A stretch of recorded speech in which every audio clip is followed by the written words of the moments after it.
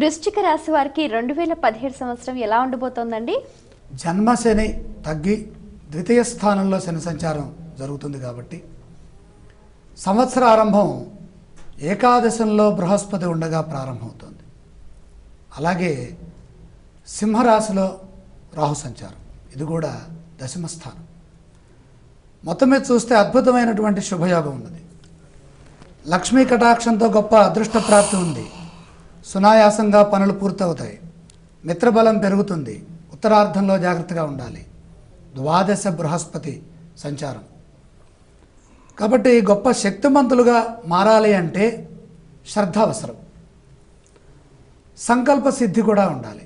ఏది అనుకుంటున్నామో దాన్ని ఆచరించాలి. ఒకటి అనుకొని ఇంకొకటి చేయకూడదు. గౌరవ మర్యాదలు పెరుగుతాయి. భూలాభం ఉన్నది. నూతన వస్త్ర ప్రాప్తి, భోగభాగ్యాలు అనుభవించే విధంగా దైవబలం ఉన్నది. లాభంలో బృహస్పతి పూర్వార్ధంలో, అలాగే ఉత్తరార్ధంలో తృతీయస్థ కేతుయోగం కూడా సహకరిస్తోంది. ఆశించిన ఫలితం చేరువలోనే ఉన్నది. బంగారు భవిష్యత్తు సాధించే అవకాశాలు ఎక్కువగా ఉన్నాయి. మనస్తాపం కలిగించే పరిస్థితులకు దూరంగా ఉండే ప్రయత్నం చేయాలి. అనుకూల వాతావరణంలోనే మన మనస్సు, మన మాట, మన ప్రవర్తన ఉంచుకోవాలి. ఎక్కువ శాతం శుభప్రదంగా ఉండే విధంగా ధైర్యంగా ఆలోచిస్తూ ముందుకు సాగండి. వృశ్చిక రాశి విద్యార్థులకి ఈ సంవత్సరంలో ఎలా ఉందండి? బద్ధకానికి లోను కాకుండా ఉండాలి. ఎందుకంటే శని 2 చోట్ల బద్ధకాన్ని ఇస్తున్నాడు.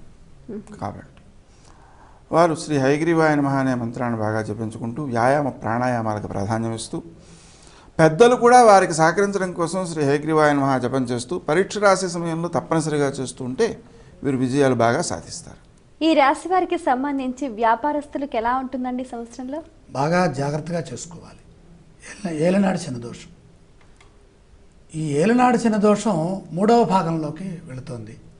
మళ్ళీ మధ్యలో జన్మరాశిలోకి వస్తుంది, అంటే ద్వితీయ భాగం. మొత్తం మీద బాగా కష్టపడాలి. ఎంత కష్టపడితే అంత. శని కష్టపడితే మంచి ఫలితాన్ని ఇస్తాడు. విశ్వాసపూర్వకంగా కష్టపడాలి. ఎంత కష్టపడ్డా అక్కడ వచ్చేదే వస్తుంది. శని దోషం ఉన్నది కాబట్టి నిరుత్సాహం ఉంటుంది. తన మీద తనకి విశ్వాసం తగ్గుతుంది. కాబట్టి కుటుంబ సభ్యులతో సంప్రదిస్తూ, గురువుల కటాక్షాన్ని తీసుకుంటూ, గురువుల ఆశీర్వచనపూర్వకంగా ముందుకు సాగటం చాలా మంచిది. ఈ రాశి వారికి ఈ సంవత్సరంలో ఆర్థిక స్థితిగతులు ఎలా ఉన్నాయండి? ఆర్థికంగా నష్టం చెప్పడానికి లేదు. పరోపకారం కోసం, అలాగే సరైన పెట్టుబడుల కోసం కొంత ఖర్చు పెట్టే అవకాశం ఉంది. అయితే దాన్ని పూర్తి సద్వినియోగం చేసుకోవాలి. ఎందుకోసమంటే ఏలినాటి శని యొక్క ప్రభావం ఉన్న దృష్ట్యా గమ్మున ఒకందుకు ఖర్చు పెట్టదలుచుకుంటే ఇంకొందుకు ఖర్చు అయిపోతుండడం, అప్పు తీసుకున్నవాడు తిరిగి ఇవ్వకపోవడం, ఇలాంటి ఇబ్బందులు ఉన్న దృష్ట్యా సుమంతో శ్రీ కార్తవీర్యార్జునాయ నమః అనే మంత్రాన్ని బలంగా చేసుకుంటుంటే నష్టాలను అధిగమించవచ్చు. ఈ రాశి వారి ఉద్యోగస్తులకు పురోభివృద్ధి ఉందా అండి? వృశ్చిక రాశిలో జన్మశని ఉన్నది కాబట్టి ఉద్యోగపరమైనటువంటి అభివృద్ధిని సాధించాలి అంటే బాగా కష్టపడాలి. గుర్తింపు తగ్గుతుంది. గుర్తింపు పెరిగే విధంగా నిజాయితీతో ధర్మబద్ధంగా వ్యవహరిస్తే శని ప్రభావం తగ్గి శ్రమకు తగినటువంటి ప్రతిఫలం ఉద్యోగంలో సిద్ధిస్తుంది. ఈ రాశి వారు పఠించవలసిన స్తోత్రాలు ఏవండి? శ్రీదత్త శరణం మమ, దత్తాత్రేయ స్తోత్రం చేసుకుంటుంటే వివేకం బాగా పెరుగుతుంది. ఆలయ సందర్శన క్రమంలో ఏ దేవీ దేవతలను దర్శిస్తే మంచిదంటారు? శ్రీరామ సందర్శనం చాలా వరకు ఉపకరిస్తుంది.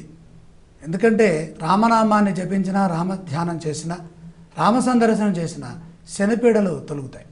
ఈ రాశి వారు చేయవలసిన దానాలు ఏవండి? శని, గురుడు, కేతువు కూడా, ఈ ముగ్గురికి సంబంధించి శనగలు, ఉలవలు, నువ్వులు వీటిని చక్కగా శంకరునికి పూజ చేసి వాటిని ఆవులకు పెట్టడం, ఆవులకి గడ్డి వేయడం,